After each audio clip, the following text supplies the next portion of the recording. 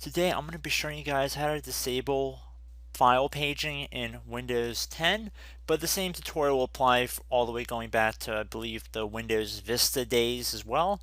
So basically, virtual memory is another term for paging file, and I'm pretty sure most of you guys are familiar with what memory is. And basically what virtual memory does in a nutshell is it takes the unused hard disk space and it'll turn it into memory, or at least temporary virtual memory. It's definitely not as good as RAM, and unless you're really running a low performance computer, I don't really know who would really need virtual memory so much. I would say getting an extra RAM stick, if applicable, would definitely be a more desirable choice. But kind of getting off subject here, we're going to be showing how to disable the paging file in Windows. So we're going to start by heading over to the Start menu, and we're going to search up System. Should be listed directly above Control Panel. So you want to left click on that.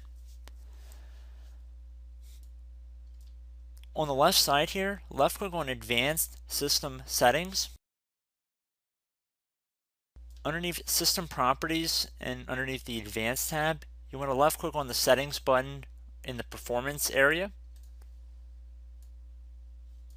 Now that we're underneath Performance Options, left click on the Advanced tab. It should be the middle one of the three selections up top.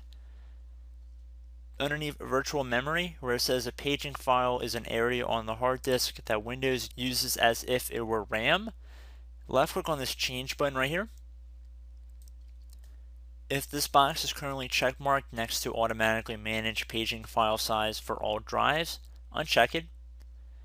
And then left click or select the option next to New Paging File.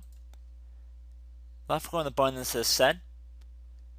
Please know you'll get a warning telling you that if you disable the paging file or set the initial size to less than 200 megabytes and a system error occurs, Windows might not record details that could help identify the problem. Do you want to continue? Since our purpose today is disabling the paging file, we're going to select Yes. And then we're going to select Yes again, or I should have said OK to close out of that other window. And then the last window here, click on OK again. Oh, I lied. We have one more window. We got to click on OK. And then once you're done doing all of that, you can close out of this system window and you should be good to go.